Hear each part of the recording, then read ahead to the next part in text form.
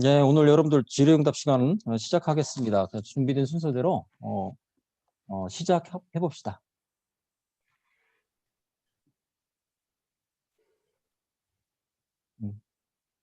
화면 공유하고 시작하세요.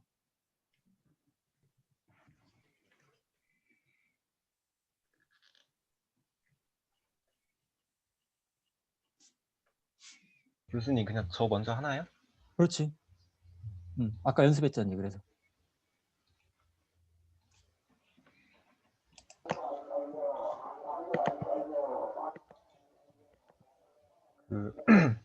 저는 그 발표 주제를 5분 강의로 정했는데 그냥 이 현상에 대해서 동력학적인 해석을 하는 걸로 정했습니다. 근데 시간 제한이 있으니까 좀 걱정된다. 네, 빠르게 할게요. 그래요. 한번. 이렇게 있다고 치면은 어, 병뚜껑을 이렇게 스핀을 주고 이렇게 병진 운동을 하면은 얘가 이렇게 감속을 하다가 거의 정지할 때쯤에 이렇게 90도 턴해서 이쪽으로 가는데 그 현상을 한번 설명해 보도록 하겠습니다. 이게 영상인데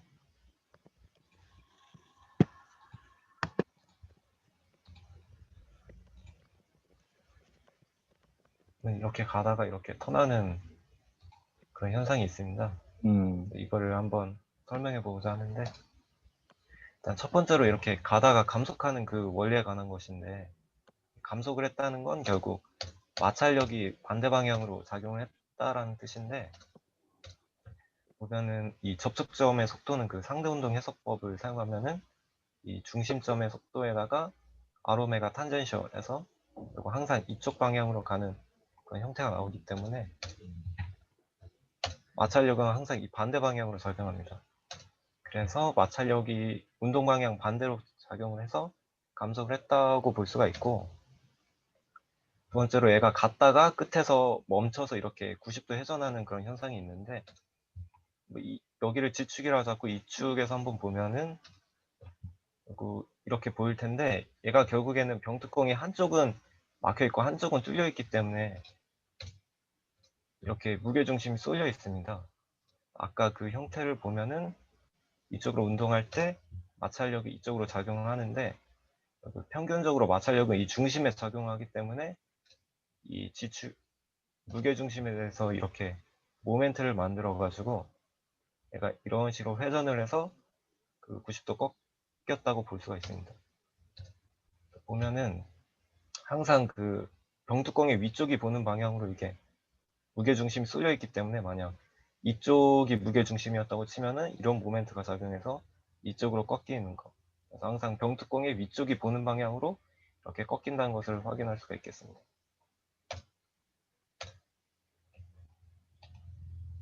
네, 공유 풀고 그다음 공유. 예, 뭐 지금 얘기한 건 3D 모션인데 이걸 뭐 잘 이해하면 나도 보니까 좀 재밌네요. 네, 코멘트 간단히 하고 넘어가겠습니다.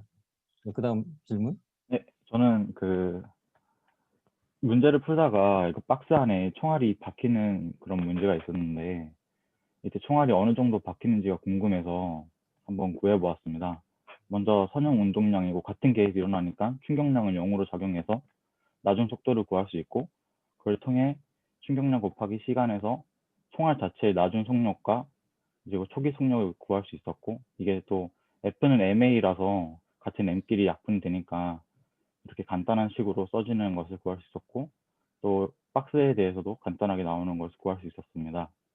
이제 간단한 이 식을 구하기 위해서 값을 간단하게 만들기 위해서 한번 대입을 해봤었는데, 이런 식으로 대입을 통해서 나중 속도는 1이란 걸 구했고, 그때 가속도는 마이너스 쪽으로 A는 100, 상자는 오른쪽으로 1이라고 했고, 좌표는 여기 박스의 끝점을 0,0으로 두고 한번 풀어봤습니다. 그걸 통해서 총알은 51 정도라는 수치로 이동했고, 박스는 2분의 1이라는 수치 정도로 이동을 함을 알 수 있었고, 좌표계에서 이동을 해보는 걸 통해서 박스가 이 정도로 박힌다는 것을 한번 구해봤습니다. 이제 이거를 2분의 1 MV랑 힘 곱하기 거리를 통해서 다시 한번 힘을 구해봤는데, 이렇게 같은 값이 나온다는 것을 한번 구해봤습니다. 감사합니다. 네. 예. 이거 이제 좀 아쉬운 건 내가 코멘트를 길게 할 시간이 없기 때문에 그건 여러분들 이해하고, 네, 뭐, 이렇게 간단하게, 네, 뭐 지금 내용도 재밌네요. 네. 공유 풀었지? 그 다음 넘어갈래? 이희진? 잠시만요. 음.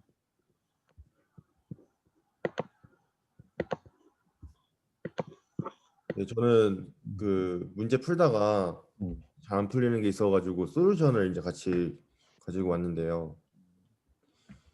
예, 여기 보시면 A에서 이제 반발 계수를 구했는데, 이제 B에서는 이제 스프링이 이제 같이 판에 붙어 있는 경우인데, 이제 그냥 스프링이 없을 때 구한 반발 계수를 B에서도 적용할 수 있는지 이제 그게 궁금했고요. 그리고 이제 B에서 운동량 방정식을 세울 때 이제 그 스프링이 질량을 이제 이 구의 질량하고 똑같다고 봤는데, 여기 운동량 방정식에서 그게 왜 그렇게 되는지 궁금했습니다.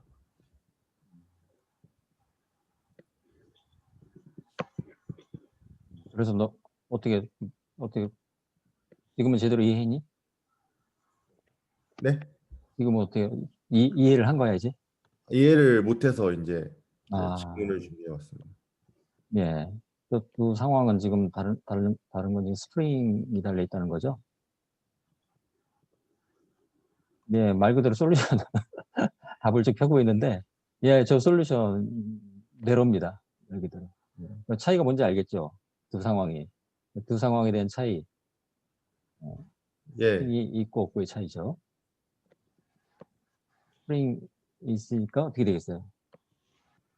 힘으로는 스프링 포스가 작용하고 에너지로는 포텐셜 에너지가 그렇죠? 발생하겠죠. 네, 조금 더 생각해보고 네. 공유 풀고 그 다음에 저기 넘어갑시다. 조성원.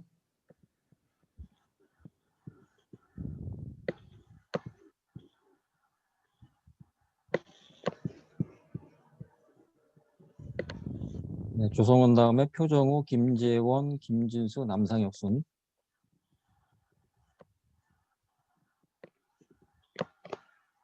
네, 들리나요? 음, 네, 저는 이번에 전체적인 개념에 대해 좀 정리해 보았습니다. 이번 동력학에서 2장에서는 병진운동에서 위치, 속도, 가속도의 관계를 배웠고 3장에서는 회전 운동에 포함해서 각도, 각속도, 각가속도의 관계를 배우며 키네매틱스의 문제를 풀 수 있게 되었습니다. 4장에서 뉴턴의 지식을 기반으로 둔 물체에 작용하는 힘은 포함시켜 외력과 가속도 사이의 관계를 배우고 5장에서는 m=i알파의 식으로 회전 운동을 확장하여 운동 역학에 관한 문제를 풀 수 있게 되었습니다. 6장에서는 뉴턴의 제2법칙인 F=ma를 거리에 대해 접근해서 운동 에너지라는 개념을 이용해 초기 운동 에너지 더하기 외력에 해준 물체의 일은 최종 운동 에너지와 같다는 식을 유도할 수 있었습니다.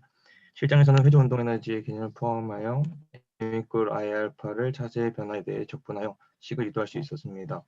일과 에너지 원리는 이동 경로가 복잡할 때 보존에는 포텐셜 에너지를 이용하여 문제를 쉽게 풀 수 있게 되었습니다. 8장에서는 F=ma를 시간에 대해 접근하여 최종 운동량은 외력에 의한 충격량이 그 시간 동안 변화시켰다는 개념을 알게 되었습니다. 9장에서는 회전 운동에 대해서도 m=i알파를 시간에 대해 접근하여 식을 유도할 수 있었습니다. 실점계 충돌 문제에서 운동량 보존의 개념으로부터 쉽게 문제를 풀게 되었습니다. 마지막으로 일상생활에서 왜 그럴까 하는 의문점으로부터 동력학을 배우면서 그것의 개념을 알게 되었습니다. 첫 번째는 굴러가는 바퀴를 고속카메라로 찍었을 때 왜 아래쪽이 선명한가입니다. 아래쪽이 선명한 이유는 첫 표점이 순간 중심이 되고 수포가 0이 되기 때문입니다. 원하는 위치의 속도는 탄젠셜 방향으로 R오메가가 되므로 접표점에서 위쪽으로 갈수록 속도가 빠르게 된다는 개념을 알게 되었습니다. 두 번째로 출발과 정지하라는 바퀴의 마찰력입니다. 바퀴가 출발한다는 것은 바퀴의 토크가 지면 마찰력으로 전달되기 때문에 자동차가 출발할 수 있다는 것입니다. 이는 마찰력이 없으면 자동차는 굴러갈 수 없고 마찰력은 상대 속도의 반대 방향으로 작용한다는 개념을 알게 되었습니다.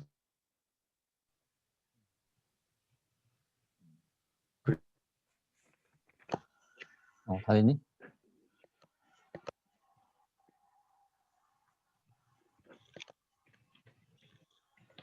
이게 다 한 거니?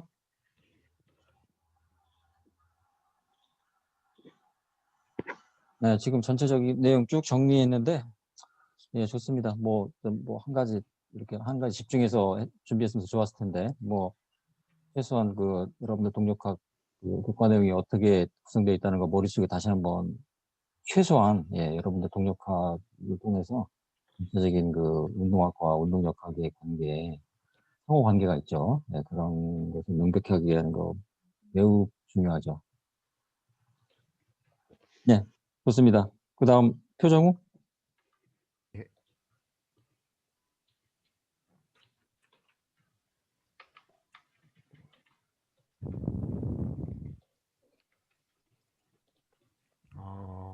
제가 이번에 발표할 내용은 발표보기라는 저는 질문입니다.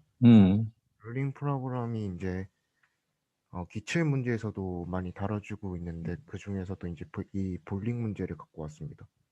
근데 이때 제가 궁금한 게 이 문제에서 제가 질량과 구의 직경, 초기 속도를 알고 있으면 구의 광선 모멘트를 구할 수 있고 또 초기 운동량을 알 수 있는 걸 알고 있습니다.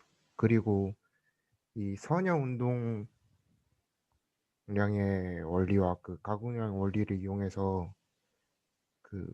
이때 피어 롤링까지의 시간과 그 시간에서의 속도와 그 오메가 F를 구할 수 있는 거를 알 수 있는데 이때 초기각 속도가 0이 아닌 경우에 이 이동 거리하고 그 다음에 이 회전수를 어떻게 구하는지 모르겠습니다. 이 회전수?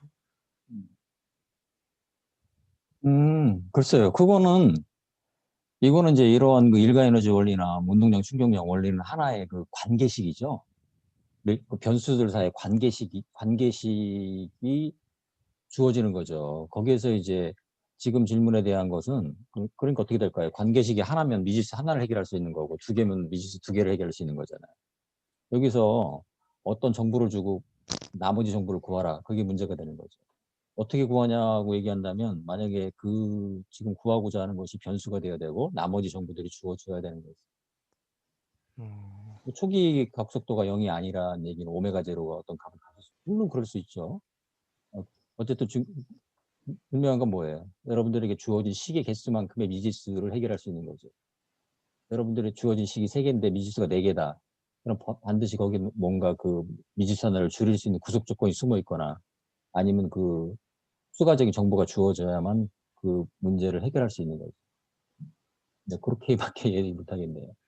어떻게 네. 구하냐고 한다면 그렇게 대답할 수밖에 없습니다. 예, 좋습니다. 그 다음 김재원 넘어갑시다.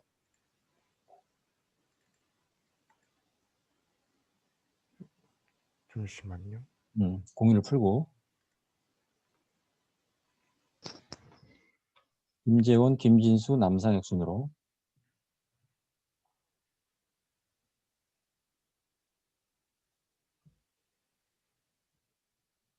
저도 앞에 분과 똑같이 이번 학기 배웠던 거에 대해서 그냥 쭉 요약한다는 개념으로 발표를 하려고 하는데요. 먼저 2, 3장에서는 운동학으로 2장에서는 일단 물체가 가지는 4개의 변수, 시간, 위치, 속도, 가속도에 대해서 배우고 이러한 관계를 함수의 표현으로 나타내었습니다. 또 이러한 4개의 변수를 가지고 운동을 표현하기 위해서 좌표계를 쓰는데요. 직각 좌표계, 회전 좌표계, 벗선 및 접선 좌표계를 통해서 적절한 좌표계를 통해 우리가 어떤 물체에 대해서 표현하고 그것을 해석하는 방법에 대해 배웠습니다.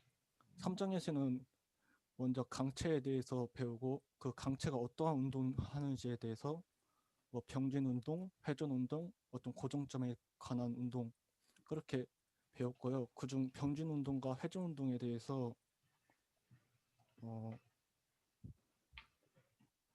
이런 거 이러한 운동을 해석하기 위해서 그 임의의 두 점을 가지고 이걸 절대 속도로 해석하든지 상대 속도로 하나의 점에 대한 다른 점에 대한 운동 관계를 해석하든지 또 상대 운동에서 그 순간 중심을 이용해서 그 문제를 해결하는 방식에 대해 배웠습니다. 그 4장, 5장에서는 이러한 내용을 베이스로 해가지고 질점에 작용하는 힘과 그 힘에 의해 발생하는 운동 사이의 관계식인 뉴턴의 제2법칙을 사용하는데요. 먼저 4장에서는 질점에 대해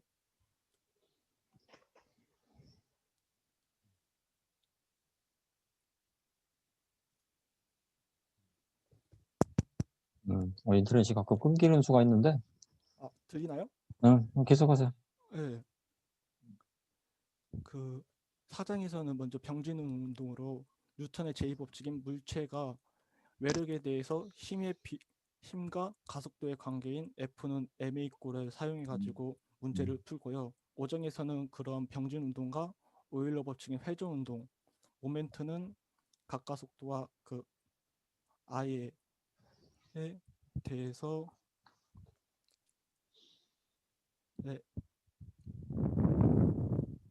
잠시만요. 네, 뭐 괜찮으니까 그대로 진행하세요. 네, 이런 거에 대해서 문제를 해결하는 방법에 배웠습니다. 이제 6장에서 9장까지는 이러한 뉴턴의 제2법칙을 응용하는 방법인데요. 먼저 6, 7장에서는 뉴턴의 제2법칙으로부터 일과 에너지의 원리를 얻기 위해서 그 뉴턴의 제2법칙을 시간에 대해서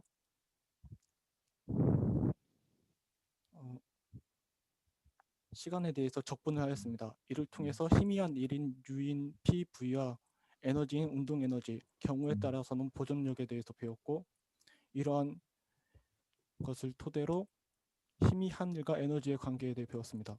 7장에서는 이러한 에너지에다가 병진 운동에다가 이런 6장 에너지는 병진 운동에다가 회전 운동을 포함해가지고 운동을 배웠고요. 8, 9장에서는 충격량과 운동량의 관계에서 배우는데 6, 7장에서 시간에 대해 적분한 것을 반대로 이번에는 시간에 대해 미분을 해가지고 운동량과 충격량을 얻었고, 이를 통해 가지고 함수를 표현하였습니다. 또한 두 질점을 충돌하는 과정에서 반발 계수에 대해서 배웠습니다. 이상입니다. 네, 뭐 수업을 아주 충실하게 잘 들었네요. 네, 근데 꼭 얘기하고 싶은 것은 여러분들이 이렇게 전체적으로 아까 뭐 비슷하게 전체적인 교과 내용을 좀 요약했는데 이런 개념이 머릿속에 있는 건 굉장히 좋아요. 좋고. 근데 이제 내가 한 번 더 얘기하고 싶은 것은 이렇게 이제 어떤 그 뭐라고 해야 되나요? 동력학의 전체 구성 또 각각의 그 카이네틱스 푸는 방법론에 대한 개념이 있다고 해서 문제가 풀리는 건 아니죠. 예, 그러니까 개념 이해와 계산 능력은 꼭 매칭되는 건 아니에요. 그러니까 여러분들 그 반드시 기출 문제 분석 철저히 하고 그리고 문제풀이 열심히 해서 문제 해결 능력을 길러야 합니다. 그래서 내가 항상 얘기하는 건데 동력학 실력은 이 손끝에 있어요. 손끝에. 여러분들 머리에 있는 개념이 이 손끝으로 발현돼야 돼. 그래야만 답을 쓸 수가 있습니다. 머릿속에 맴돌면 뭐 손끝으로 그 발현이 안 되면 답을 못 쓰죠. 동력학이 그런 특징이 있지. 예. 항상 하는 얘기지만 뭐 애플 꼬엠에 기반해서 카이네틱스 원리들이 쭉 나왔고 운동학이라는 것도 알고 보면 참 간단하죠. 예, 근데 그걸 응용하는 문제는 뭐 수만 가지잖아요. 그게 뭐겠어요? 결국은 여러분들 그 동력학 실력이라는 것은 그겁니다. 지금 이렇게 요약하는 거 좋습니다. 예, 전체적인 내용이 쫙 요약돼 있고 머릿속에 다 개념이 서 있으면 어디 가서 동력학에 대해서 여러분들이 뭐 설명할 수가 있고 할 수 가르칠 수 있지. 그렇지만 강조하고 싶은 것은 그건 그거고 문제 계산 능력은 계산 능력이다. 그걸 꼭 염두에 두고 철저히 기말고사를 준비해 달라. 알겠죠? 예, 그다음 지금 김진수 했니? 김재원 했니? 김진수 했니? 재원입니다. 김진수 그다음에. 네, 화면 공유하겠습니다.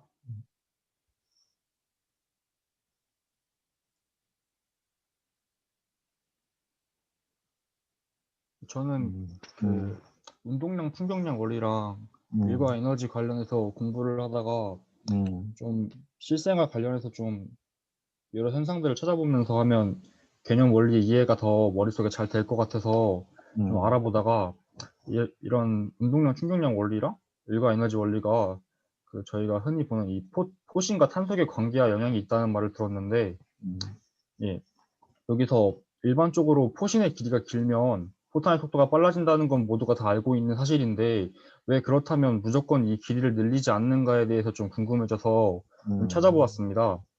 먼저 이렇게 포를 발사할 때 저희가 탄소에 영향을 미치는 힘이 장약의 폭발력이랑 이 포신과 포탄 사이의 마찰력 이 두 가지를 외력으로 둘 수 있습니다.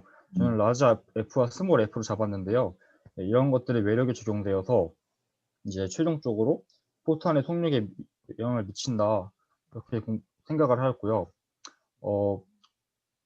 저희가 포신의 길이를 무조건 늘릴 수 없는 이유를 좀 찾아봤더니 이 포신의 길이가 결국에 마찰력이 작용하는 거리와 같다는 것을 알게 됐고 한마디로 포신이 길면 그만큼 마찰력이 작용하는 게 커지기 때문에 탄속이 오히려 느려진다는 것을 알 수가 있는데요. 탄이 발사가 될 때 그만큼 광과의 마찰력이 길어지는데 이때 저희가 그 마찰되는 거리를 D로 잡았고요. 여기 또 시간 T도 잡았는데 이때의 시간 T는 좀 달라집니다. 그래서 왜 달라지냐면 저희가 이 탄속을 비교할 때 다음에 운동량 충격량 원리와 일과 에너지 원리를 이제 적용을 할 수 있는데 물론 포가 나갈 때 이제 뭐 여러 가지 기술적인 문제가 있어서 안 될 수도 있지만 이런 원리들에 의해서 또 정해지는 게 많이 있었습니다. 일반적으로 생각을 했을 때 장약이 내는 추력을 일정하다고 이렇게 잡았고 마찰력 또한 수직 항력에 이제 마찰계수 뮤를 곱해진 것이기 때문에 일정한 크기라고 이제 제가 가정을 했습니다. 그러면 이렇게 따지면 탄이 앞으로 나간다는 건 결국에 이 F가 F 빼기 이게 0보다 크다는 건데 그러면 포신이 길어지면 속도가 계속 빨라져야 되는 게 아닌가 의문을 했는데 이때 이 시간 T가 관여를 합니다. 왜냐하면 포탄이 이렇게 존재를 할 때 이 뒤에 장약이라는 부분이 있는데 일종의 화약 같은 것입니다. 이 장약의 질량이 한정적이기 때문에 무한정 연소를 할 수가 없고 그렇기 때문에 이 델타 T라는 시간 정도까지밖에 연소가 안 됩니다. 그래서 이 F가 작용하는 그 FT는 이 정도 면적밖에 안 되지만 이 밑에 마찰력 같은 경우에는 포신의 길이가 길면 이렇게 한없이 커지는 이 T에 관련된 그런 식이 나오게 됩니다.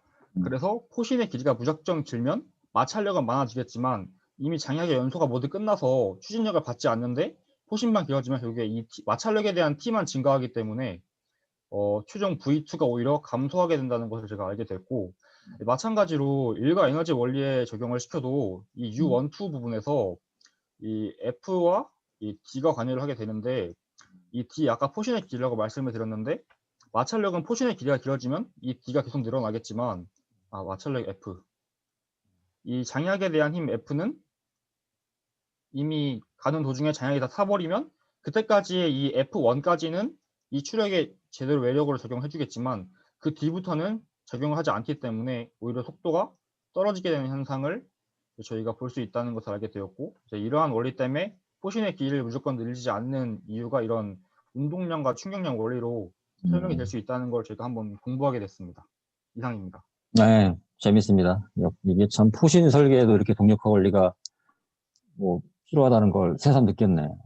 재밌습니다. 예, 그다음 남상혁.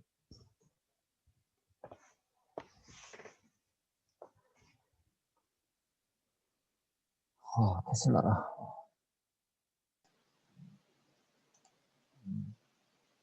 일단은 저는 자동차 쪽에 관심이 있어서 자동차를 알아보다가 그냥 재원을 미안합니다. 가지고 잠깐만. 네. 여보세요? 예, 지금 제가 수업 중이라 뭐 메일 받습니다. 예. 네. 네, 계속합시다. 네, 자동차 쪽에 관심이 있어가지고 그냥 자동차 재원을 가지고 문제를 만들어보고 고찰을 좀 해보자 해서 PPT 발표 주제를 잡았습니다. 우선은 일과 운동 에너지를 가지고 일과 에너지 원리를 가지고 문제를 만들어봤는데요. M이 2000kg인 자동차가 3m를 올라갈 때 그 3m를 올라가고 가속도가 제로 빼기 3초로 나와 있어서 최대 가속도를 33.333m/s 제곱으로 갖고 그거를 올라가기 위해 얼마나 거리가 필요하냐 해서 문제를 풀어봤는데 그냥 단순하게 역학적 에너지 보존 법칙을 사용해가지고 V는 루트 2GH 해가지고 10m/s의 속도가 필요한 것으로 나타났습니다. 따라서 이거를 속도로 계산하면 T는 0.3s, 그래서 총 D는 2분의 1 AT 제곱해가지고 1.5m가 필요한 것을 알 수 있었습니다. 단순한 문제였고요. 그리고 이거를 올라가서 마주오는 똑같은 차량에 부딪힌다 생각하고 문제를 하나 더 만들어 봤는데 이거는 그냥 경사 중심 충돌이니까 그 문제를 단순히 풀어 보았습니다. 따라서 탄젠셜 방향과 노멀 방향으로 나타나는데 이때 탄젠셜 방향의 성분은 보존되고 노멀 방향의 성분은 바뀌는 그거를 가지고 탄성계선 0.5 잡아가지고 문제를 풀면 다음과 같이 VBF는 26 탄젠셜 방향 그리고 노멀 방향은 3.75로 나타나게 되고 A는 11.25 노멀 방향으로 나타나게 됩니다. 그래서 그냥 이거는 단순히 문제를 만들어서 풀어본 거고요. 그리고 다음은 최대 출력에 관한 고철입니다. 재원상으로는 350kW로 나타나 있고 이것이 70m/s, 즉 250km/h에서 나타난다고 되어 있는데 이걸 계산해 보면은 F가 5000N이 나옵니다. 그래서 5000N이 나오는데 그러면은 2000kg 차에서 5000N을 받으면 2.5m/s 제곱의 가속도를 가질 수 있어요. 하지만 이 차의 최고 속도는 250km/h로 그냥 지금 현재 이 상태에서는 가속도를 받을 수가 없는 상황입니다. 근데 그러면 이 힘은 어떻게 작용할까? 의문점이 들었습니다. 따라서 여러 가지 생각을 하다가 제일 처음 생각난 게 항력입니다. 그래서 항력을 계산해 봤는데요. 항력은 다음과 같은 식으로 써지고 그리고 표준 대기 상태를 가정해 밀도는 1.2 그리고 CD는 옆에 표를 보시면은 큐브와 반구의 항력 계수를 평균 잡아서 0.6으로 하고 높이는 재원상 1.5m, 2m에서 면적이 3제곱미터로 나옵니다. 따라서 이를 계산하면은 5292로 이렇게 나타났고 따라서 항력 계수를 조금 더 알맞게 설정한다면은 항력 가열, 타이어 마찰 등으로 가속도가 붙지 않게 되어 다음 5000N을 다 상쇄시키는 힘이 발생할 것이라고 생각됩니다. 그리고 마지막으로 바퀴의 토크랑 모터의 토크에 관한 내용인데요. 가속도가 33.333이고 그러면은 알파는 133.33 라디안 퍼 세크 제곱이 나옵니다. 여기서 바퀴는 15kg, 반지름 0.25m로 나와 있는데요. 이를 활용해 토크를 구하면은 62.5Nm가 나옵니다. 하지만 모터의 토크는 660Nm가 나왔는데요. 따라서 이거를 모터의 토크가 어떻게 바퀴의 토크로 전달되는지 이 원리가 궁금해서 조금 질문을 드려보고 싶습니다. 이게 제 발표의 마지막입니다. 그냥 뭐 많은 준비했는데 뭐 재밌습니다. 재밌고 방금 저기 모터 토크, 뭐 전기자동차 당연히 모터 토크가 바퀴 토크로 전달되죠. 근데 그 지면 마찰력과도 관계가 있죠. 그런 분야도 자동차 제어 또 자동차 공학 연구하는 사람 많이 연구하고 있습니다. 참고로 이제 우리 지금 3학년 종합설계 학생들도 그쪽 주제로 설계를 진행하는 학생들이 있어요. 혹시 궁금하면 나중에 기획원 402호 찾아가서 설계 진행하는 학생들에게 질문하는 것도 좋을 것 같아요. 네, 감사합니다. 좋습니다. 그다음 박준철, 박찬원 순서로 박형준 이 순서로 나갑시다. 박준철.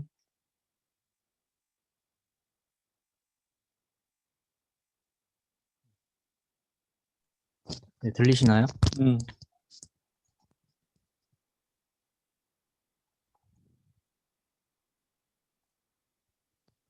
네, 제가 발표할 내용은 제가 가장 최근에 이야기도 했고 교수님께서 자주 강조하셨던 퓨어 로테이션에 대한 원리인데요. 먼저 로테이션, 즉 굴림운동은 병진운동과 회전운동이 결합된 것으로 볼 수 있습니다. 제가 의아했던 것은 바로 7장의 PPT 자료인데요. 우선 수업 시간에 들었을 때는 미끄러짐이 있는 회전 운동은 운동 마찰력이 작용을 하고 퓨어 로테이션, 순수 굴림 또는 미끄러짐이 없는 회전 운동이라고도 불리는 운동은 정지 마찰력이 작용한다고 배웠습니다. 근데 여기서 이해가 안 됐던 부분은 미끄러짐이 있는 운동은 마찰력에 의한 일이 6K 곱하기 수직 반력 곱하기 거리로 나타내어지는데 왜 정지 마찰력에 의한 일은 0이 되는지에 대해서 의문이었습니다. 일반적으로 정지 마찰력이 작용하면 움직이지 않는데 왜 공은 움직이고 분명히 이동거리가 존재하는데 왜 정지 마찰력에 의한 일이 0인지 이해가 안 됐었는데요. 그 이유는 물체가 굴러갈 때 순간 접촉 지점에서는 정지 마찰력이 존재하는데 이 정지 마찰력은 물체를 회전시키는 데만 이용되는 토크 역할만 할 뿐이지 물체의 속력을 감속시키는 접촉면에 작용하는 마찰 효과와 전혀 다르기 때문이라고 합니다. 그렇죠. 그래서 일반적으로 굴림과 미끄러짐이 동시에 나타나면 중심 이동 거리는 굴림 운동 원둘레보다 더 깁니다. 그래서 V는 RW라는 식이 만족하지 않고 V는 RW 플러스 알파와 같게 됩니다. 반면에 퓨어 로테이션 같은 경우에는 중심 이동 거리가 굴림 운동 원둘레와 같아서 V는 RW라는 식을 만족하게 됩니다. 그 다음에 또 가장 최근에 이해됐던 부분이 이제 일반적으로 공을 굴리면 처음에는 미끄러짐과 굴림이 동시에 나타나고 이후에 퓨어 롤링이 일어나는지에 대한 부분인데요. 뭐 볼링을 쳐보셨던 분들이나 구기 종목을 좋아하시는 분들 같은 경우에는 비슷한 현상을 보실 수 있을 겁니다. 예를 들어서 볼링 같은 경우에 공을 굴리면은 공이 처음에 이렇게 쓸리면서 앞으로 나아가다가 어느 순간 대굴대굴 굴러가는 것을 보실 수 있는데요. 이 대굴대굴 굴러가는 순간이 퓨어 롤링을 하는 순간이라고 보시면 될 것 같습니다. 이러한 현상이 나타나는 이유가 아까도 말씀드렸다시피 처음에는 미끄러짐으로 인해서 운동 마찰력이 존재하고 그로 인해서 중심의 속력이 점차 감소하다가 속력이 충분히 작아지면 순수 굴림 운동으로 바뀌는데요. 이거를 식으로 말씀드리자면은 처음에는 V는 RW 플러스 알파 형태였다가 속도가 점차 감소해서 V는 RW 형태가 되는 그 순간 그 지점이 이제 순수 굴림 운동이라고 말씀드릴 수 있습니다. 네, 이상 발표 마치겠습니다. 네, 뭐 좋습니다. 수업을 아주 충실하게 잘 들은 것 같아요. 예, 그 다음 넘어갑시다. 박찬웅, 박형준 순서로. 네, 들리시나요? 17학번 박찬우입니다. 저는 동력학을 구조적으로 해석하면서 앞서 개념은 다 설명을 해주셔서 이걸 어떻게 적용할지에 초점을 맞춰서 발표하도록 하겠습니다. 이제 저희가 시험 문제를 볼 때 혹은 실생활 속에서 어떤 현상들을 해석하려고 할 때 먼저 이 현상을 질점으로 볼 것인가 강체로 볼 것인가로 나눠서 보면 될 것 같고 이제 키네틱스인지로 구분하면 됩니다. 그러면 저희가 배운 것들이 또 쫙 생각이 나실 텐데 이제 구분을 하고 나면 이 현상들을 해석하기 위한 식을 세워야 하는데 키네매틱스에 대한 문제는 위치 속도, 가속도 및 시간 사이의 관계 여러 가지 그게 하울링 괜찮습니다. 여러 가지 좌표계에 관한 이야기로 보면 돼서 쉬울 것 같은데 이제 키네틱스들이 많이 헷갈릴 수가 있다고 생각을 해요. 처음에 헷갈렸고 그래서 힘과 가속도에 관한 식들이 나온다면 4호장의 뉴턴 제2법칙 그리고 속도와 거리에 관한 조건이 주어지고 문제가 주어지고 궁금하다면 6, 7장의 1에너지 문제 그리고 이 6, 7장의 1에너지 문제에서는 이동 경로가 복잡하다면 보존력에 의한 포텐셜 에너지 개념을 적용하면 됩니다. 그리고 속도와 시간에 대해서 주어진다면 8, 9장의 운동량, 충격량 개념을 적용하면 됩니다. 키네틱스에서도 이 병진 운동과 회전 운동을 나눠 생각해 주는 게 중요한데 뉴턴 제2법칙에서는 병진 운동은 F는 ma, 회전 운동은 m은 I알파식을 사용해 주고 1에너지 문제에서는 병진 운동은 선운동량 mv를 사용해 주고 강운동량은 I 오메가를 사용하면 됩니다. 그리고 1에너지에서는 이제 6, 7장이죠. 1에너지에서는 병진 운동에서는 가속도, 속도, 위치의 변화 그리고 회전 운동에서는 각가속도, 각속도, 각도, 자세의 변화에 대해서 초기 운동 에너지와 힘 모멘트가 한 일의 합은 최종 운동 에너지임을 사용하면 문제를 쉽게 풀 수 있을 것 같습니다. 이상입니다. 네, 뭐 역시 전체적으로 잘 요약했습니다. 자, 그다음 박형준. 네.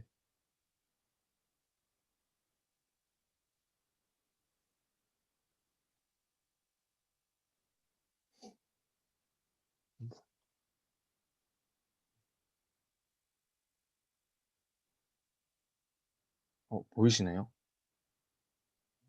됐어요? 지금 됐습니다. 보이시나요? 음. 전 노슬립 컨디션에 관해 질문을 하나 준비했는데요. 기존의 노슬립 조건에 대해서 배웠을 땐 지면의 마찰 계수가 모두 일정한 경우에서만 다뤘었는데 만약 여기서 바퀴가 노슬립 상태로 이렇게 진행이 되다가 뮤1의 지면에서 뮤2의 지면으로 돌입했을 때 뮤2의 마찰 계수가 뮤1의 마찰 계수보다 작아지면서 쿨롱 마찰력이 마찰력보다 작아지게 되면 슬라이딩 현상이 발생하잖아요. 네, 근데 여기서 운동 상태는 어떻게 바뀌는지 이게 궁금해가지고 질문 드렸습니다. 운동 상태 말 그대로 이제 그건 이제 그 지면 마찰력 조건과 여러 가지 지금 변수가 이제 복합되어 있잖아요. 말 그대로 저 조건을 만족하면 슬라이딩이 발생하는 거고, 뭐 당연히 예를 들어서 마찰 계수가 아주 매우 작다, 빙판이면 물이 보통 미끄러지잖아요. 그렇죠? 이렇게 쭉 미끄러지잖아요. 빙판이면 극단적으로 미끄러지면 자동차 출발을 못하죠. 그런 겁니다. 예, 저 조건에 의해서. 그러니까 그건 이제 그래서 마찰 계수는 이제 타이어와 지면과의 관계, 지면만 관계되는 건 아니죠. 또 이제 여러분들 신발도 왜 이렇게 접지력이 좋은 신발이 있고 미끄러지기 쉬운 신발이 있듯이 타이어도 마찬가지죠. 그러니까 타이어 설계하는 사람들은 그게 아주 굉장히 관심사죠. 예. 그래서 실제로 이제 고무 타이어 이런 데 있는 연구원들 보면은 그것도 무조건 마찰력이 좋다고 또 좋은 게 아니죠. 예. 어떤 그 계절에 따라서 또 어떤 뭐라고 해야 되나요? 물운동이 또 비가 내렸을 때 그 조건에 따라서 타이어 보면 타이어 패턴 있잖아. 타이어 물이 빠져나간 패턴. 그 패턴의 모양이 그 사람들은 제일 관심사더라고. 패턴이 이렇게 일자로 된 것도 약간 이렇게 지그재그로 된 패턴도 있거든. 근데 그거에 따라서 효과가 어떻게 될까? 뭐 슈퍼컴퓨터로 뭐 해석도 하고 구조 해석을 하는 거죠. 타이어 구조 해석. 이게 뭐 대단합니다. 뭐 여러분들 생각하는 것보다 이 타이어 과학이 굉장히 심오한 면이 있습니다. 예, 요거에 대해서는 뭐 질문하자면 저 조건이면 슬라이딩 조건이에요. 그래서 이제 마찰 계수가 갑자기 변할 수 있는데 이럴 때 이제 특히 이제 어떤 자동차 요즘 트랙션 컨트롤 해가지고서 TCS 자동차가 이제 그렇잖아요. 운전하다가 갑자기 빈칸을 만나면 휙 돌잖아요. 왜 그럴까요? 양바퀴의 마찰력이 달라져서 그런 거죠. 참고로 얘기하면 지금 3학년 캡스톤 디자인 학생들 중에서 이런 트랙션 컨트롤, 그러니까 이제 슬립 방지 제어 이런 설계를 하고 있는 학생도 있습니다. 역시 궁금하면 기획관 402호에 들려서 캡스톤 디자인 학생들과 혹시라도 타이어 미끄러짐 현상에 대해서 궁금하다면 얘기를 하면 많이 도움을 받을 수 있을 거예요. 구체적으로 얘기하면 자동차에서 슬립 방지 제어라는 것이 매우 중요한 분야로 지금 연구되고 있는 거예요. 예, 그다음 넘어갑시다. 혹시 만약 여기서 뮤2가 마찰 계수가 더 커지면 노슬립 컨디션이 계속 유지되는 건가요? 그거는 이제 조건에 따라 다르죠. 지금 보면 이제 수직 발력이라는 건 뭐에 관여될까요? 수직 발력이라는 것은 웨이트, 중력, 그러니까 이제 휠의 중력과 그 다음에 경사각이 또 함수가 되잖아. 그런 조건에 의해서 결정이 되는 거지. 그러니까 이 경사각과 웨이트가 유지된다면은 만약에 뮤2가 노슬립 컨디션으로 쭉 가다가 뮤2가 갑자기 너무 작아졌다. 그럼 슬라이딩이 발생할 수 있는 거지. 네. 네, 저 조건에 따라서 결국 슬라이딩이 발생하고 퓨어롤이 유지되고는 조건에 따른 거죠. 네, 그렇게 볼 수 있습니다. 그래서 보통 F가 휠인 경우에 3분의 1 MG 사인 세타, 3분의 1 MG 사인 세타가 나왔잖아. 3분의 1 MG 세타, 그러니까 경사각도 일정하고 질량도 일정하다. 그럼 3분의 1 MG 사인 세타는 그대로 유지되는 거죠. 바뀔 것은 마찰 계수밖에 없죠. 마찰 계수 조건에 따라서 그 3분의 ng 사이즈에다가 μm보다 크면은 슬라이딩이 발생하는 거고 μm보다 작으면 계속 퓨어 롤링을 유지하는 거고 그런 거죠. 네, 예. 감사합니다. 예, 그다음 넘어갈까요?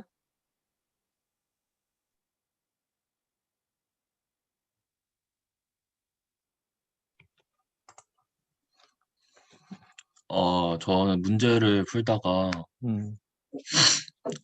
연습 문제를 풀면서 궁금한 게 있어가지고 질문을 드리는데 이게 예제 8-4번이랑 굉장히 유사한 문제인데 일단 이 공이 올라가면서 최고점에서 공이 터지게 되는데 폭발하게 되는데 이 폭발할 때의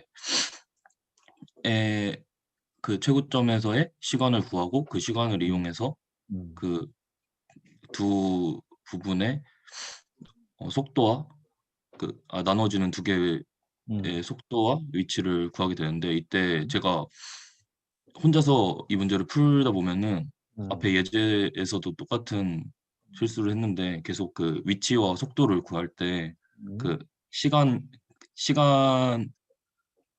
빼기 여기 보시면은 t 마이너스 12.308이 있는데 이 시간에 대해서 넣는 것과 언급하는 것과 이 위치에 대해서 얻는 거에 대해서 자꾸 빼먹고 하는 실수를 자꾸 하게 되더라고요. 그래서 저는 이 위에서의 좌표를 맨 위에서를 원점으로 두고 그리고 t 다시라고 아예 새로운 변수로 두고 하는 것이 어떨까 해서 혹시 그때 당시에는 이게 같은 값으로 나올 수 있을까라는 생각이 들어서 혼자서 해봤는데 같은 값을 얻을 수 있는 것을 알게 되었고 이 방법이 저한테는 좀 더 쉬운 것 같아서 저 혼자 그냥 이렇게 이해하게 되었고 또 하나가 있는데 이 충격량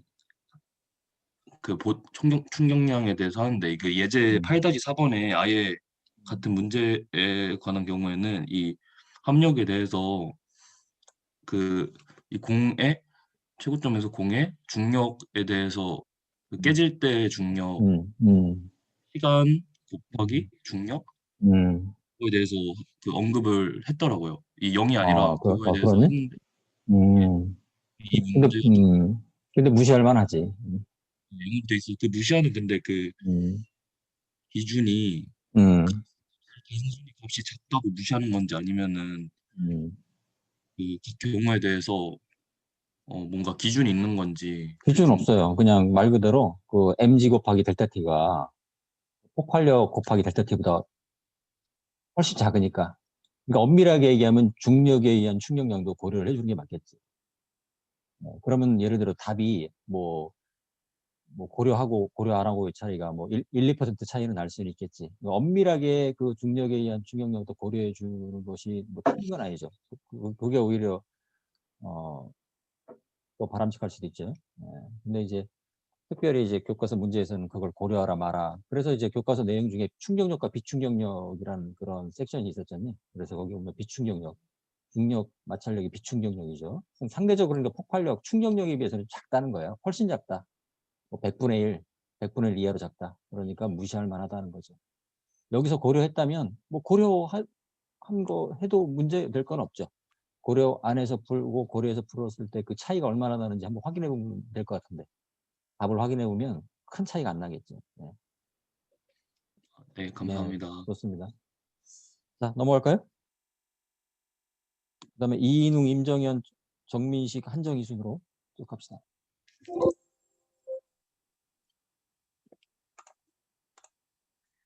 공유를 풀고. 네, 잘 들리시나요? 네, 저는 이제 좀 제가 처음에 이해하기 어려웠던 부분하고 같이 이제 이런 것들을 더 이제 학습이 필요한 부분을 나눠서 조금 아주 간단하게 설명하도록 하겠습니다. 제가 이제 공부하면서 이제 처음 이해하기 어려웠던 부분이 이제 사이클로이드. 확실히 챕터 3가 이제 동력학 첫 부분이다 보니까 아예 사고 자체를 다르게 하는 것을 좀 배워야 될 것 같아가지고 좀 챕터 3에서 많이 어려웠던 부분이 많았습니다. 그 중에서 이제 대표적으로 뽑자면은 이제 사이클로이드 곡선에서 특히 속도 관계, 이제 Vx하고 Vy 관계가 좀 저는 이해하기 어려워가지고 이걸 좀 집중적으로 공부했던 기억이 나고요. 이제 다음 거는 이제 회전 좌표계. 시험 준비를 하면서 느꼈던 건데 여기는 물론 이제 조인트 B의 속도를 계산하라고 했으나 이 상대 운동 해석법을 이 A 질문에서 상대 운동 해석법을 딱 봤을 때 그러면 C의 운동을 상대 운동 해석법으로 구할 수 있을 텐데 그것도 이제 회전 좌표계로 구할 수 있지 않을까. WAB에 이제 바 AB에 붙어 있는 어차피 같은 강체이다 보니까 조인트로 연결돼 있지만 그럼 이제 C는 AB에 대한 회전 좌표계로 구할 수 있지 않을까라는 생각으로 이제 스스로 이제 시험 공부하면서 좀 구해보면서 이렇게 회전 좌표계에 대한 이해를 좀 더 높여왔던 거로 기억하고요. 이제 학습이 더 필요한 부분이고 많은 분들이 다 좀 이 롤링에 관한 경사면에서 롤링에 대해서 좀 다들 공부를 열심히 하신 것 같은데 발표하신 것도 많으시고 저도 여기서 조금 많이 어려웠던 것 같아요. 아직도 좀 많이 어려운 것 같고 특히 이제 이런 문제들을 봤을 때 노슬립 컨디션인데 여기도 미끄럼 없이 굴러지는데 여기서 F는 3분의 1 mg 사인 세타 이걸 쓰면은 또 안 맞더라고요. 안 맞죠. 당연히 왜 안 맞을까요? 그래서 그걸 안 돼. 그래서 예, 저도 이제 아직 학습이 더 필요한 부분이니까 이제 혼자서 더 공부해야 될 부분인데 그럼 이 F는 3분의 1 mg 사인 세타와 인장력 사이의 관계가 뭐가 더 있지 않을까 뭐 이런 걸 하면서 조금 지금 시험 기간에 좀 더 공부를 열심히 하고 있습니다. 이런 부분에 당연하지. 대해서. 네, 맞는 얘기. 지금 저기 말 그대로 로프에 인장력이 작용하고 있잖니. 예. 그러니까 저쪽 왼쪽에 있는 그림에는 지금 중력만 작용하고 중력하고 수직발력 마찰력 이렇게 세 가지가 작용하고 있는데 오른쪽 그림에서는 그 로프의 인장력이 하나 더 들어갔잖아. 근데 또 그러니까 저 3분의 1 mg 사인 세타가 나올 수 없죠. 왼쪽 이 그림을 보시면은 V0가 윗방향으로 향하고 있는데 중력만 가해지고 있는데 이 윗방향으로 가해지는데 또 여기는 F는 3분의 1 mg 사인 세타라고 하시니까 조금 이것 그거는 때문에 속도와 전혀 관계없죠. 힘과 그 저 중심의 VO 그러니까 휠의 중심의 속도 방향과 저 힘과는 전혀 상관없어요. 오로지 저 마찰력 방향이라는 것은 힘에 관련된 거죠. 예, 그리고 저 순간적으로 힘은 가속도와 관계되는 것이지 속도라는 것은 그 가속도가 시간에 따라 적분된 결과잖아요. 예. 그러니까 속도의 방향에 의해서 그 힘의 방향이 결정되는 건 아니죠. 단지 저 마찰력은 미끄러짐이 있을 때는 그 쿨론 마찰력은 그 접촉점의 속도의 반대 방향. 왜냐하면 미끌림의 방향이 그 컨택 포인트의 그 미끌림의 방향이 속도의 방향일 테니까. 그렇죠? 하여튼 예. 그래서 이쪽은 더 막 공부하고 있고 그다음 마지막으로 이제 더 공부하고 싶은 분이 이제 가변 전략계 저희 뭐 시험 범위는 아니지만 이제 로켓에 좀 특히 추진체 쪽에 관심이 많아가지고 예제 문제하고 여러 연습 문제들 뭐 이런 식으로 풀면서 좀 가변 전략계에 대한 이해도를 높이고 저는 이제 좀 로켓 쪽 추진체 쪽으로 계속 가고 싶어가지고 이 부분을 좀 더 공부하고 있는 중입니다. 그래서 이제 제가 발표한 거는 제가 어떻게 공부했고 어느 부분이 어려웠고 이제 지금 어려워하는 부분을 어떻게 더 관심 있게 공부하고 있는지 살짝 설명드렸습니다. 네, 뭐 가변 전략기는 여러분들 유치학학에서 또 예. 배울 수 있는 기회가 있기 때문에 여기서는 뭐 예, 그렇습니다. 어쨌든 좋습니다. 그다음 넘어갈까요? 네. 감사합니다.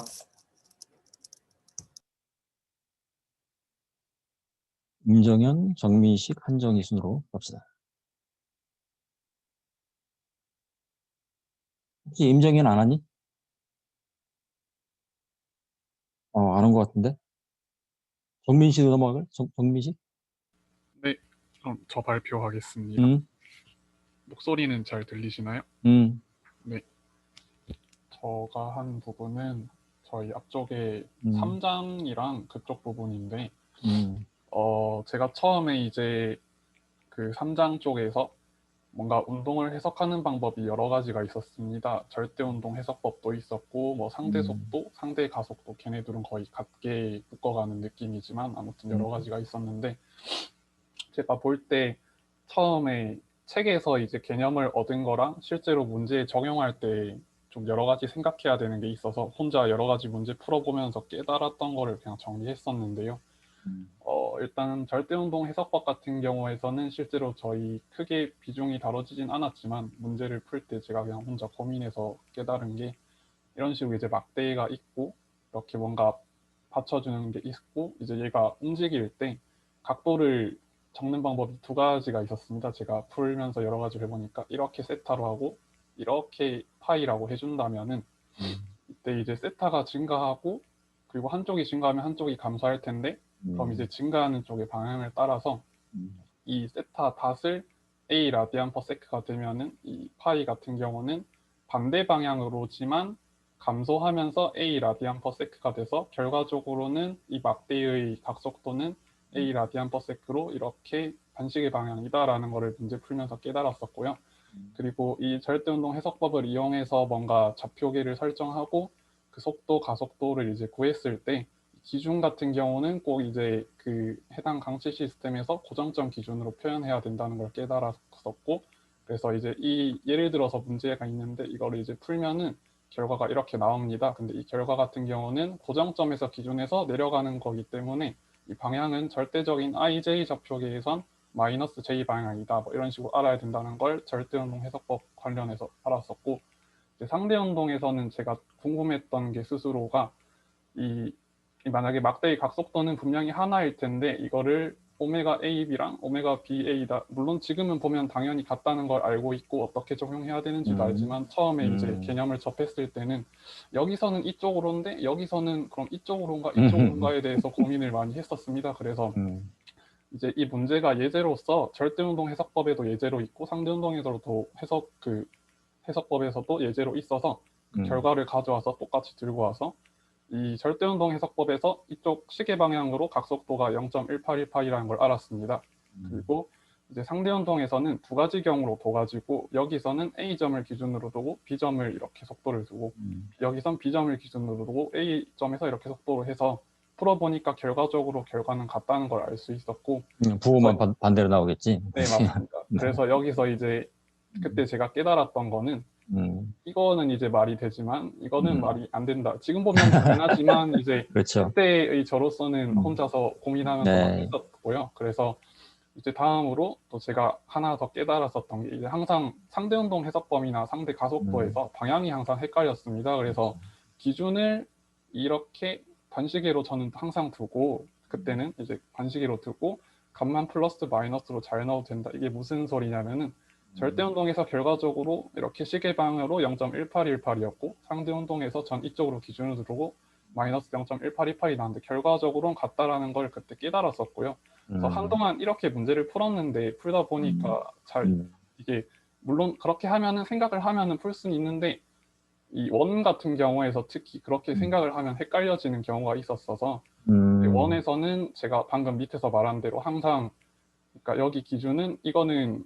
그냥 알고 있는 거라고 생각하고 여기서 이제 무조건 방향은 반시계로 저는 이렇게 기준을 뒀었습니다. 그때 그래서 이 같은 경우는 이 반시계 방향이니까 제가 아는 그대로 이렇게 해서 이렇게 풀어보니까 아, 방향이 이렇게 제대로 나오는구나 하고 얘는 알 수 있었는데 제가 헷갈렸던 거는 만약에 반시계가 아니고 시계면 어떨까 그리고 뭐 각속도는 시계인데 각가속도는 반시계면 어떨까 그럴 수 있지 충분히. 그리고 각가속도는 또 시계인데 각속도는 또 시계 방향이면 어떨까 이러면서 케이스를 나눠가지고 혼자서 끙끙대면서 봤는데 결과적으로는 이제 이렇게 오면은 그러니까 양수로 해서 반시계면 그냥 그쪽으로 이렇게 되는 거고 또 이제 또 만약에 둘 다 시계 방향이면 결국에는 이렇게 시계 방향으로 가는 거고 또 이제 다른 경우에서도 그걸 알 수 있었고 그래서 결과적으로는 이게 교수님도 수업 중에서 가장 강조를 하셨던 부분인데 스스로 아 결국은 이게 그냥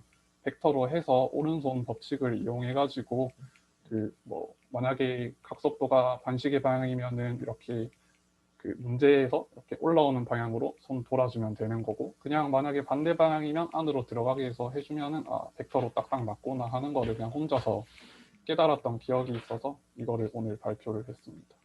네, 이상입니다. 네, 좋습니다. 네, 맞아요. 이렇게 손으로 이렇게 스스로 정말 확인하는 거 다르죠. 뭐 아주 충실하게 학습을 잘했다는 느낌이 드네요. 그다음에 한정이? 네, 화면 공유하겠습니다. 저는 지금까지 동력학 수업을 통해서 배운 내용들을 다시 챕터별로 케이스를 분류하는 시간을 좀 가져봤습니다.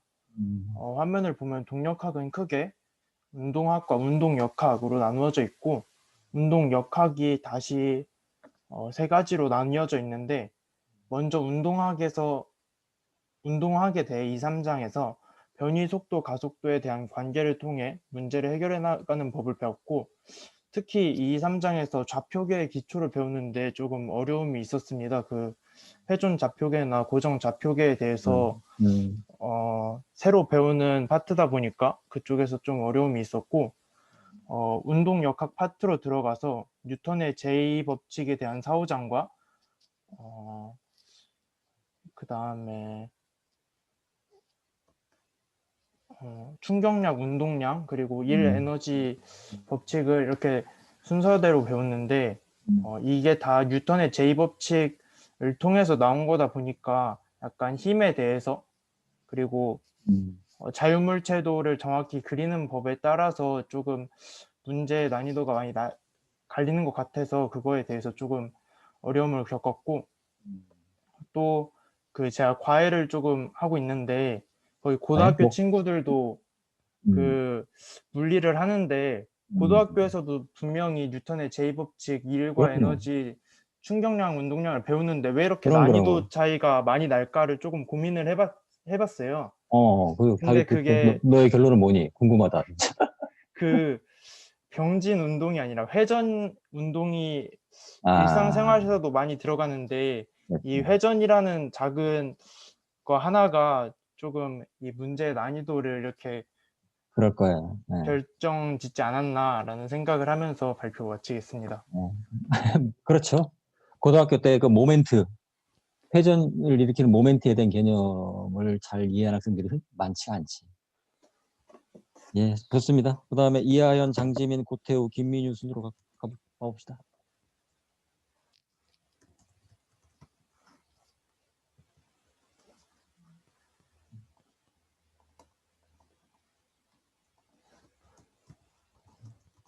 네, 잘 들리시나요?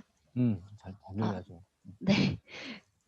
저희가 도르래 문제 풀 때 길이를 이제 식으로 세우고 그거를 미분하고 미분해서 속도랑 가속도를 구하는 그걸 하는데, 이 문제가 그렇게 복잡하게 나오진 않았지만 이 길이식을 처음에 세우는데 계속 그 시간에 따라 변하는 길이랑 안 변하는 길이랑 구분하는 게 헷갈려가지고 그거에 대해서 조금 더 공부를 해봤습니다. 그래서 얘는 가장 기본적인 모습으로, 지금 혹시 마우스 커서도 보이시나요? 다 보입니다. 네, 그래서 여기 부분은 당연히 움직이니까 X로 두고 YY로 두면 여기 두고 여기를 반지름 R2, R1으로 두면 그 길이까지 더하고, 여기는 움직이지 않으니까 그냥 B로 두면 이렇게 식이 나오고, 여기서 미분을 하면 빨간색으로 표시한 부분은 다 움직이지 않으니까 다 없어지는 것을 알 수 있었습니다. 근데 이게 식이 맨날 한 개가 나오는지, 길이에 대한 식은 한 개밖에 없는지 더 쓸 수도 있지 않나 싶어서 좀 찾아보니까 이런 식으로 줄이 이렇게 하나랑 이렇게 하나 총 2개로 이루어져 있을 때는 식이 2개가 나온다는 걸 알 수 있었고, 줄이 2개니까 그렇지. 네, 그래서 나눠서 생각해 보면 이쪽 A 부분의 실은 그냥 아까랑 똑같이 두면 되는 걸 알 수 있었는데, 이 부분에서는 또 얘는 또 얘랑 얘는 개인적으로 움직이는데 이 부분이 C랑 C의 길이 변화랑 D의 길이 변화에 둘 다 영향을 받는 것을 알 수 있어서 이 부분은 따로 길이를 두지 않고 SC랑 SD를 이용해서 길이를 두면 된다는 것을 알게 되었습니다. 그리고 여기서도 여기 이 문제는 그냥 그 A의 속도를 구하는 거여서 이거는 아까 문제랑 비슷하게 풀 수 있었는데 이런 부분처럼 뭐 갑자기 한 점을 잡고 그 부분에서의 속도를 구하라 했을 때는 어떻게 구해야 할지 좀 막막했는데 길이를 여기 밑에는 어차피 이제 쓰지 않으니까 밑부분은 신경 쓰지 않고 아까 거랑은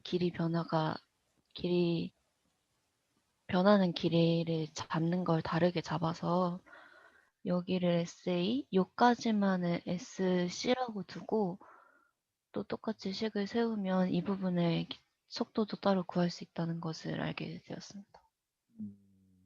그래서 되겠네. 그래. 뭐, 이거 구속 조건에 관한 거죠? 네, 구속 조건, 구속 조건이라는 것은 동력학에서 이제, 카이네틱스, 키네매틱스 외에 이제, 구속 조건이 추가적으로 좀 그 미지수를 이제 줄여주는 효과가 있다고 얘기를 했죠. 네. 구속 조건 잘 파악하는 것이 동력학 문제 잘 푸는데 또 매우 중요합니다.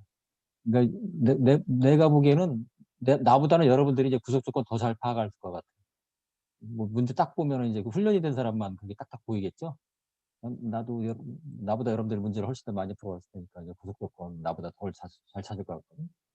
뭐 여러분 중에 나보다 동력학 문제 잘 푸는 사람이 더 많이 있겠죠? 그래야 되고. 어차피 원리를 이해한 바탕 위에서 그걸 응용하는 것은 어떤 아까 내가 손끝에서 동력학 실력이 발현된다고 했는데 그 순발력도 필요하고 민첩성, 또 정확한 어떤 계산 능력 그런 측면에서는 뭐 여러분들이 나보다 문제 잘 푸는 사람이 더 많을 거예요. 많이 있을 거예요.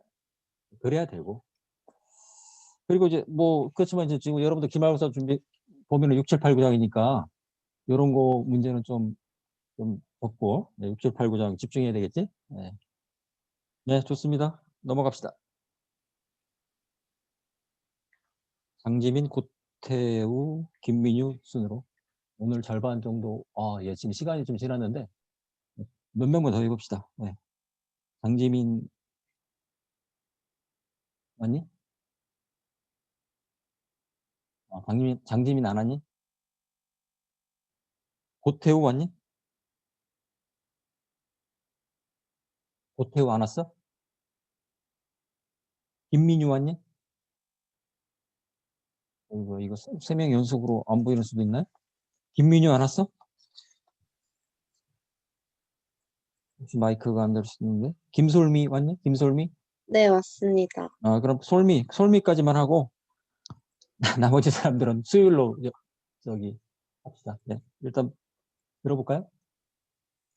잠시만요.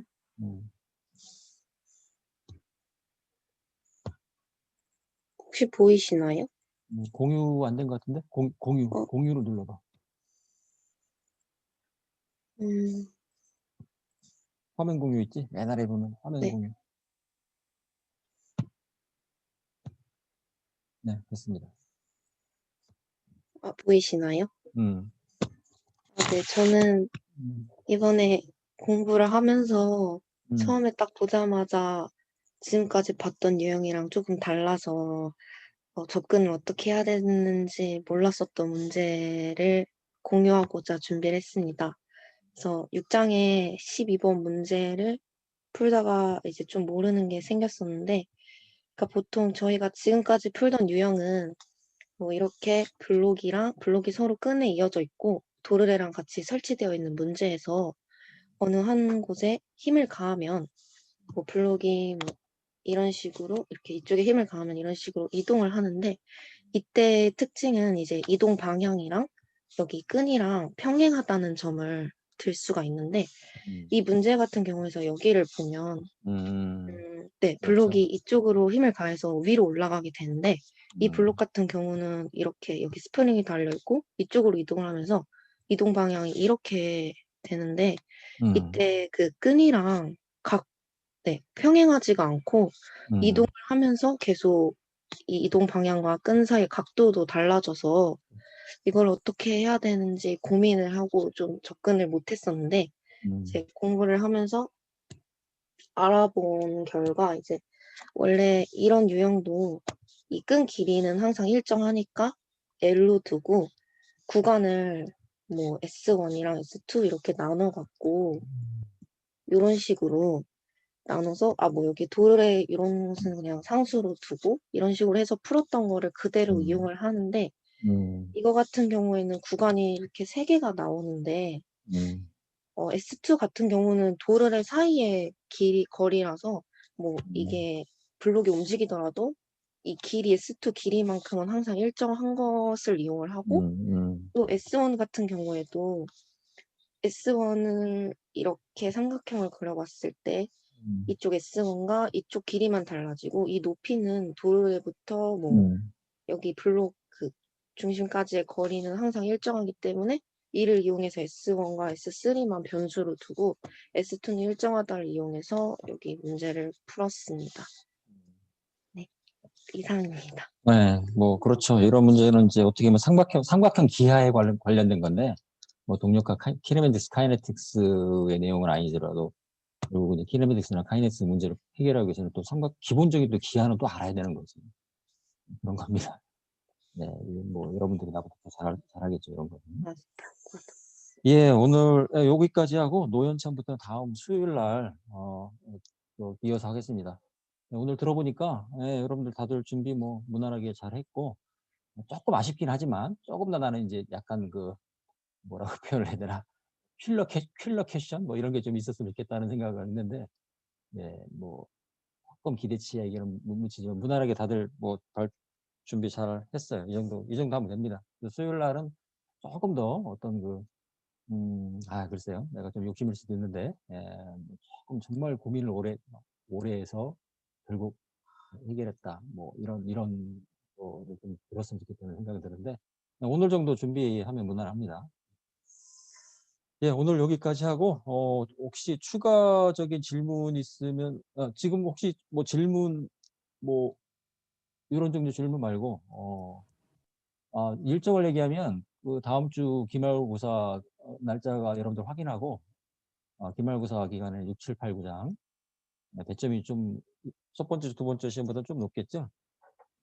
기출을 또 잘 분석하고, 다 여러분들 좋은 점수 얻어가지고서, 난이도는, 지난번 정도 올 겁니다. 예. 그렇게 절대 글쎄, 어렵다는 게 상대적인 건데, 그렇게 어디 구석에 있는 문제 가져와서 변별력을 위해서 그런 문제는 내지 않을 거예요. 가장 기초적인 문제들.